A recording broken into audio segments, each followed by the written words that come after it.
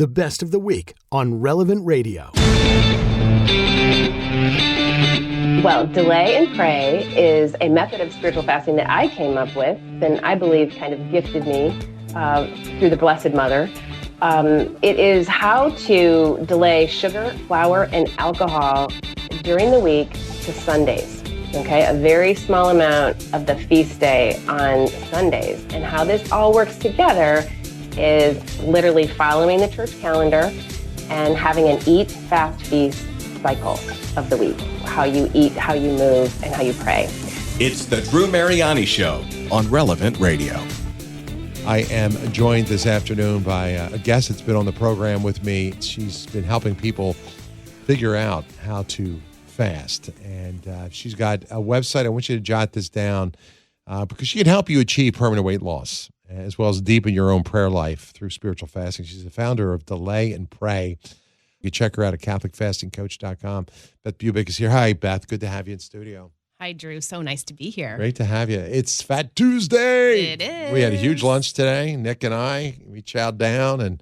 But I know from fasting that when you feast the day before, it is so hard for me to fast the next day. Yeah, you're making it hard. It is a killer, especially when you carb up or you get sugars into your system. It's really hard. Let's start maybe with today. I mean, everybody's eating big. Oh, I got to eat because tomorrow I got to fast and it's Lent. And everybody feels I'm going to overindulge today because I'm going to underindulge in the days ahead. But take us through that. What's the problem with that? Is that a trap? How do you see it? Well, okay, so the history of Fat Tuesday, just in a nutshell.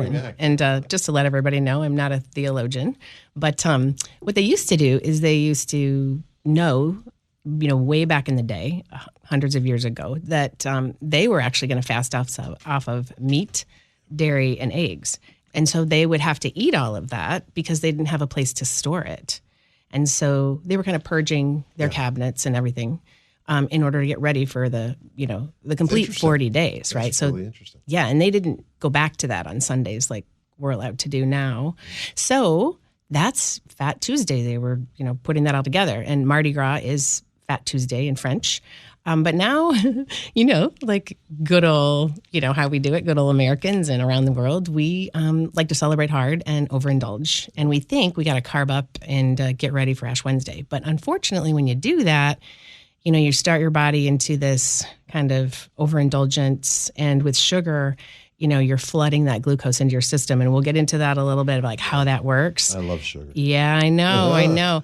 And it's so hard because it makes you really have maybe a more difficult time on Ash Wednesday. Yep. So, especially for those of us who really just want to do one meal if we're used to intermittent fasting, or we want to do a water fast. Now, the church, of course, tells us on Ash Wednesday and Good Friday, the parameters are one normal meal with two small meals not to equal one normal meal. Got it, everybody? Perfect. Okay, but the thing is, what's a normal meal? Mm-hmm. So, Drew, you might be going through McDonald's for a filet of fish, fries, and a large Coke. Who knows? But, No, that's not my diet. Okay, that's not. But you know what? So, what's a normal meal, right? Yeah. The church, in her mercy, yes, I love it, leaves this up to us. But really what we should be doing is thinking of Christ, not the food. So, how is this going to please God?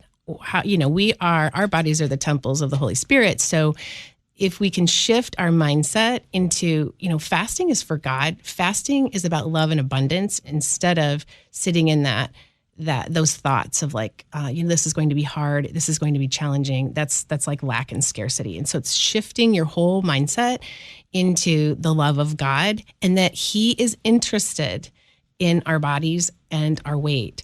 He's interested in what bothers us. So we know what bothers us. Are we drinking too much? Are we eating too much? Are we looking at the wrong thing? What is it that is that obstacle between us and Jesus?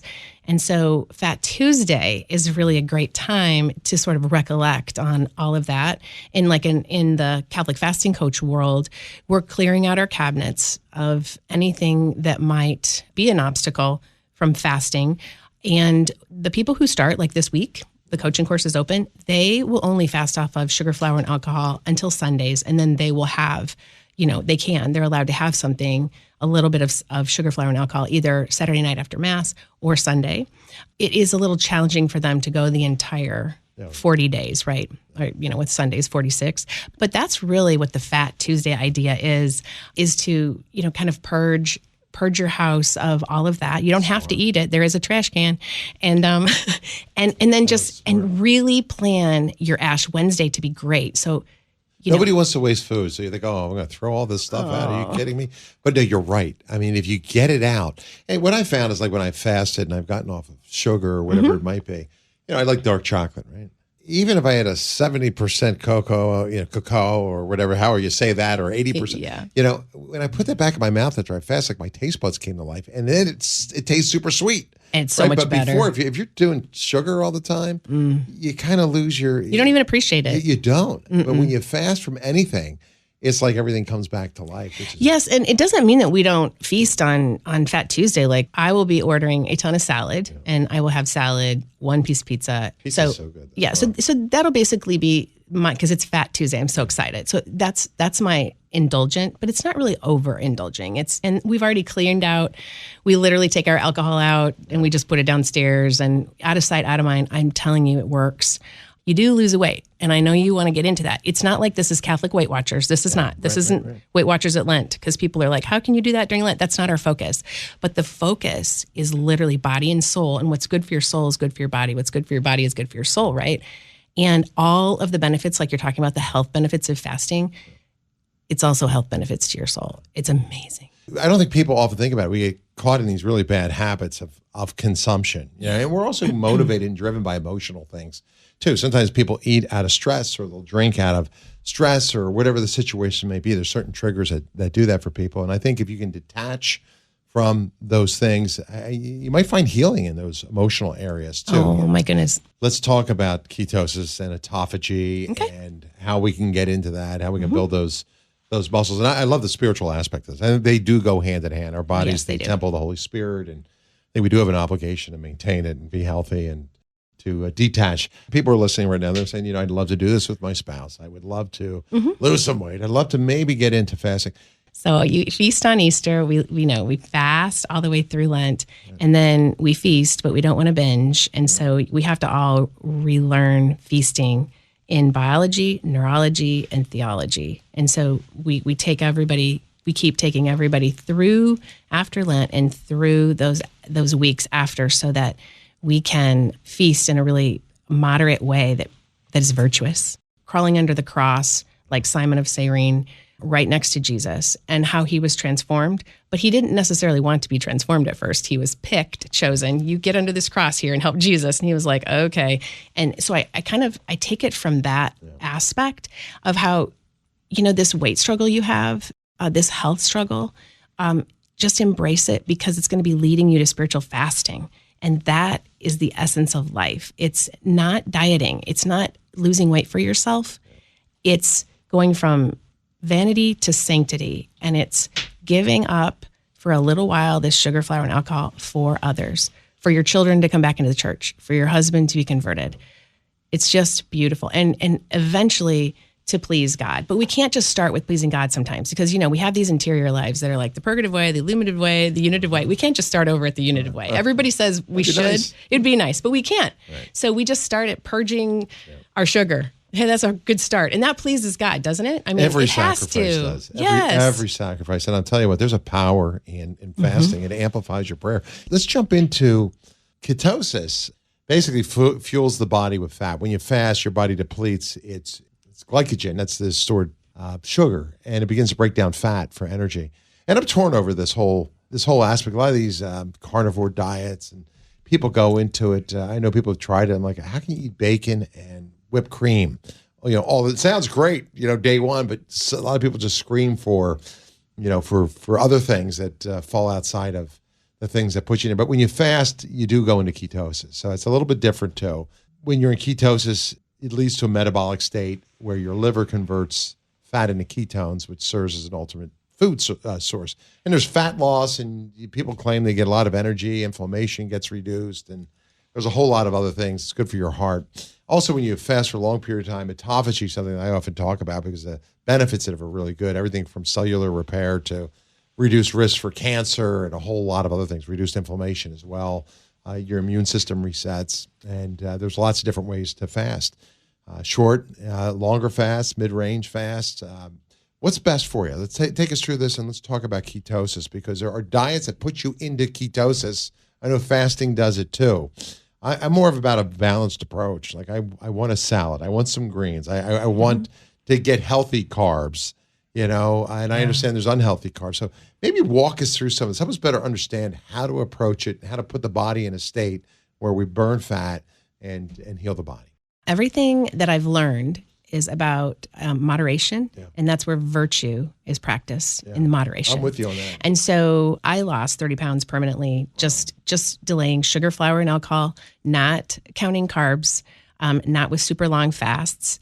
But as I stepped into it slowly over the years, I have elongated my fasts for immunity reasons and for healing and for autophagy. And I've learned the latest one I did was 72 hours, but that was in a master class where it was a ketosis master class. We met twice a day for 3 weeks. It was a 21-day challenge. And it was phenomenal, but I rarely ever do that. So I've been fasting. This is like my 5th year, and I've never done a 72-hour fast. I did a 72-hour fast once in my life, and it was last year, and I was inspired to do it over the Triduum. That's what I'm doing this year. I started it on Holy Thursday, went all day Friday, and then Saturday. But then you have to figure out how to break that fast. There's a whole lot to that whole thing. There is a whole lot. And it's, it can be really difficult for some, but you got to build up to it too. You just can't say, I'm going to do 72 hours this time. I mean, I was trying to fast longer form in between a 36-hour fast and 24-hour fast. Right. So I want everyone to know that, like, I didn't fast over 24 hours for a few years, and I did very, very well, with I put my body into ketosis just by lowering my sugar, my white flour, and alcohol. This class that I took, this was actually for people who had disease. And so they were experienced fasters for the 72 hours. I wanted to learn about it. There was a lot of doctors in there as well trying to learn about it.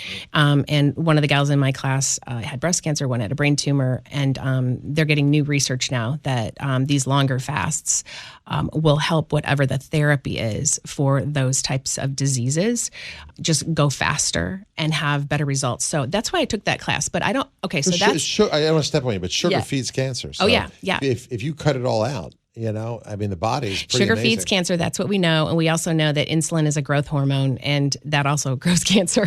So, so how it works. Okay. So I learned about 5 years ago of the value of insulin. Insulin is a fat storage hormone. It's a growth hormone. And what it does is when we eat anything, it turns into glucose into our system unless it's a zero carb. Yeah. Okay, so that's wonderful. It's very low glucose. So when we're eating sugar all the time, then what happens is, we take it into our body, it turns to glucose into our system, and then the insulin has to come out and basically clean all of that up to a very low level. And then it puts all the glucose into our cells, and then it shuttles those cells into our muscles and our liver until they're full. And then when those are full, and they're full very quickly, then it takes those cells and puts it into our fat cells. It builds fat cells. Okay, so that's how it works. So if you can imagine, what they say is that basically we need about we can only have 2 teaspoons of glucose in our bloodstream at one time. And if you think about a Coke, it's like 7 or 8 teaspoons. So just think about what you're doing to your body when you're drinking that Coke. Well, that's a glass of wine. Wine every once in a while, like on a Saturday night, a couple glasses of wine, it's not going to hurt you like in my program, because we're not dropping to 0 carbs or below 20 carbs. Okay, so that's like the ketosis, or 30 to 20. That's like the ketosis, like, I don't know what you call that line. What happens is that when then you stop eating, and insulin's done its job, it's stored the excess glucose in your muscles and your liver in the form of glycogen, which is a hormone. So it does that. Okay, then you're supposed to stop eating for a little bit. So you stop eating for a little bit, the glucose starts going down in your bloodstream, okay? And then the pancreas manufactures glucagon, another hormone, and that tells the liver and the muscles to release the glycogen. So you have energy, filling up a little glucose in your bloodstream where it needs to be, so you feel good. So you don't want low blood sugar, right? You don't want high, you don't want low, you want just right. And so when that happens, that's great. And then let's say you go exercise and you're still not eating. Okay, this is why intermittent fasting is so great.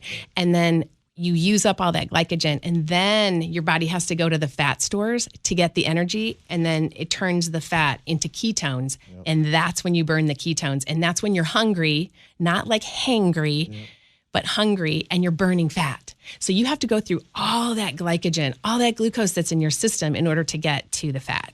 So do you see why intermittent fasting is so great? You have to stop eating, but we don't. We don't stop eating. Hey, this episode of the Drew Mariani Show is on the Relevant Radio app.